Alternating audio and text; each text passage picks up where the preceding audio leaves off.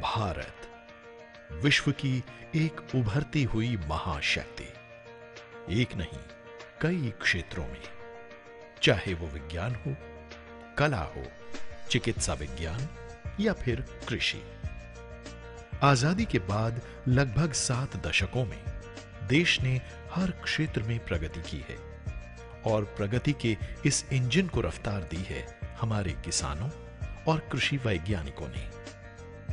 देश के लगभग 61% भूभाग पर खेती होती है और ये आवश्यक भी है, क्योंकि जब देश के नागरिकों को भरपेट खाने को नहीं मिलेगा, उनकी सोचने की शक्ति भी अपनी पूरी क्षमता हासिल नहीं कर पाएगी।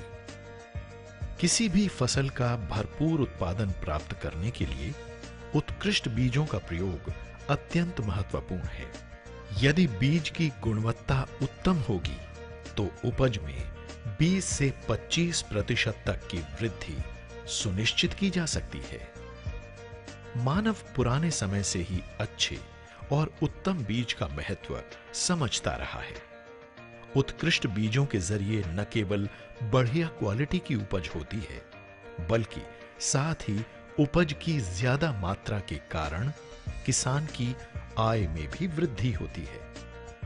शायद इन्हीं बातों को ध्यान में रखते हुए एक पुरानी कहावत मशहूर है, जैसा बोओगे वैसा काटोगे।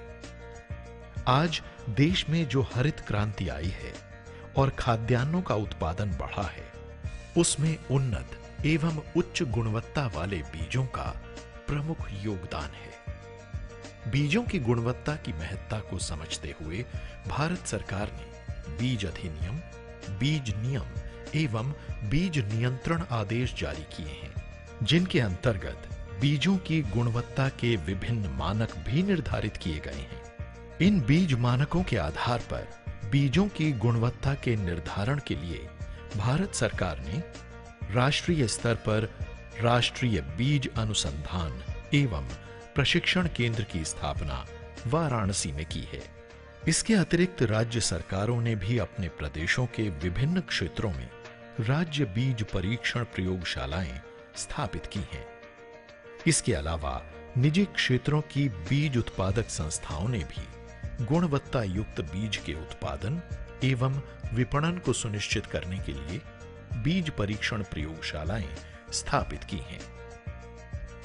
गुणवत्ता युक्त बीज उत्पादन हेतु बीज प्रसंस्करण एवं बीज परीक्षण अति महत्वपूर्ण चरण है।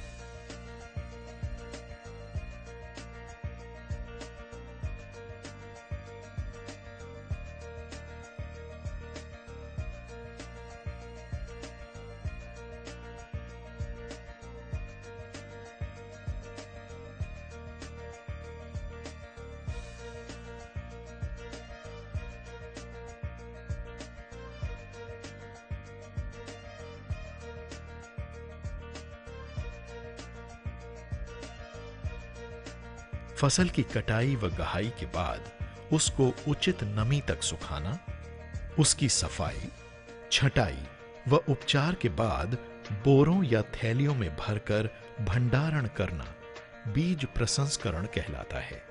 बीज प्रसंस्करण प्रक्रिया में बीजों को सर्वप्रथम उचित नमी तक सुखाया जाता है, जिससे वो भंडारण के दौरान खराब न हो। बीज प्रसंस्करण प्रक्रिया में बीज शुष्कन, बीज क्लीनर ग्रेडर, खांचेदार बेलन पृथक्कारक, अपेक्षित गुरुत्व पृथक्कारक, बीजोपचारक तथा बीज पैकिंग इत्यादि मशीनों का प्रयोग किया जाता है।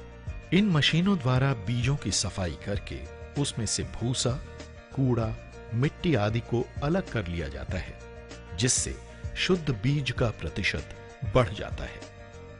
इसके बाद बीजों का श्रेणीकरण किया जाता है तथा हल्के, कटे, छोटे व रोगग्रस्त बीजों को हटा लिया जाता है। इसके बाद बीजों को रोग व कीटों से बचाव हेतु रसायन द्वारा उपचारित किया जाता है। प्रसंस्कृत शुद्ध बीजों की आवश्यकता अनुसार थैलियों व बोरों में पैकिंग की जाती है। इसके उपरांत बीजों को गुणवत्ता जांच हेतु बीज परीक्षण प्रयोगशाला में प्रेषित किया जाता है। सबसे पहले बीज के प्रेषित नमूने को बीज विभाजक उपकरण की मदद से कार्यकारी नमूने में विभाजित कर लेते हैं, जिस पर बीजों का परीक्षण किया जाता है। सर्वप्रथम बीजों की भौतिक शुद्धता की जांच की जाती है। बीज नमूने में कंकड़, पत्थर, मिट्टी के ढेले, धूल, भूसा, पौधों के डंठल, कवकों के बीजाणु, अन्य फसलों के बीज जो आकार एवं रंग में समान हो, या खरपतवारों के बीजों का मिश्रण नहीं होना चाहिए। इनसे बीज की गुणवत्ता पर विपरीत प्रभाव पड़ता है। विभिन्न फसलों के बीजों हेतु भौतिक शुद्धता मानक निर्धारित किए गए हैं। भौतिक शुद्धता परीक्षण के बाद बीज अंकुरण क्षमता की जांच की जाती है। इसके लिए शुद्ध बीजों में से 400 बीजों को 100-100 की 4 प्रतिकृतियों में फसल के अनुसार निम्न में से किसी एक विधि द्वारा जांचा जाता है। टॉवल पेपर विधि, टॉप ऑफ पेपर विधि, बालू विधि।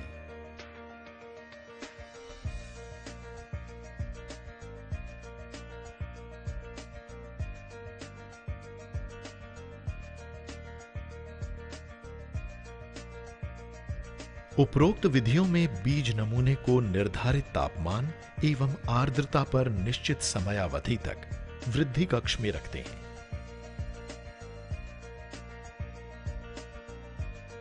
इसके बाद फसलानुसार बीज एवं अंकुरित पौधों की जांच बीज विश्लेषकों द्वारा की जाती है।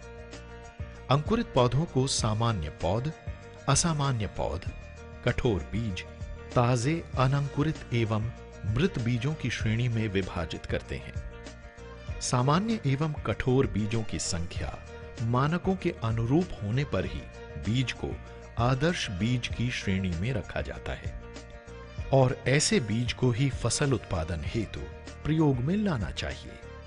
अतः उत्कृष्ट बीज प्रयोग करके किसान अच्छा फसलोत्पादन करके अपनी आर्थिक स्थिति मजबूत कर सकते हैं। अंकुरण के अलावा बीज नमी भी बीज गुणवत्ता निर्धारित करने का प्रमुख मानक है। समुचित बीज नमी होने पर भंडारण के दौरान बीज जनित रोगाणुओं की वृद्धि कम होती है और बीज की भंडारण क्षमता बढ़ जाती है। बीज का आनुवंशिक रूप से शुद्ध होना भी अत्यंत आवश्यक है। बीज में अन्य प्रजातियों एवं अन्य फसलों के बीजों की मात्रा के मानक भी निर्धारित हैं।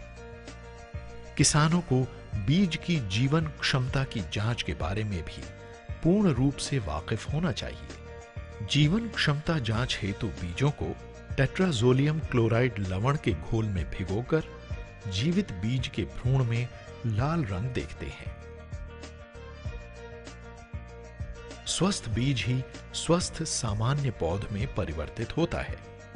इसके अतिरिक्त बहुत से बीज जनित रोग भी बीज के द्वारा फैलते हैं। बीज स्वास्थ्य परीक्षण, बीज पर विभिन्न बीमारियों के लक्षणों, रोग कारकों के बीजाणुओं, दृष्टिगत अवलोकन विधियों जैसे अगर प्लेट विधि, ब्लॉटर विधि इत्यादि तथा आधुनिक जैव प्रौद्योगिकी विधियों के द्वारा किया जाता है। ये एक अति महत्वपूर्ण परीक्षण है, क्योंकि इसके परिणाम के आधार पर ही बीज शोधन हेतु उपयुक्त रसायन, कवकनाशी, जीवाणुनाशी, कीटनाशी का चयन किया जाता है। विभिन्न आपत्तिजनक बीजोड़ रोगों हेतु मानक निर्धारित किए गए हैं। भारत सरकार एवं राज्यों की विभिन्न संस्थाएं किसानों को गुणवत्ता परक बीज उपलब्ध कराने में प्रयासरत हैं। इसमें निजी संस्थाएं भी अपना योगदान दे रही हैं। बीजों की गुणवत्ता किसानों की खुशहाली व समृद्धि के लिए मार्ग प्रशस्त करती हैं। किसान की मेहनत व बीजों की गुणवत्ता देश को न सिर्फ खाद्यान्नों के उत्पादन में आत्मनिर्भर बनाएगी, बल्कि वो किसानों के लिए बीजों के निर्यात द्वारा उनकी आर्थिक प्रगति का द्वार भी खोलेगी।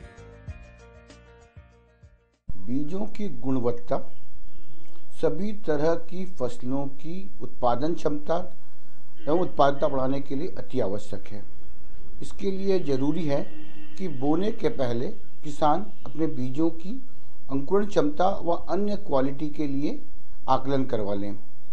अच्छा होगा कि किसान भाई अपने नज़दीक की बीज प्रशिक्षण प्रयोगशाला में जाकर बीजों की गुणवत्ता की जांच करवाएं और ये पता करें कि इसकी अंकुरण क्षमता ठीक है या नहीं, और उसी हिसाब से बीजों की क्षमता को लेकर बीजों का उपयोग करें।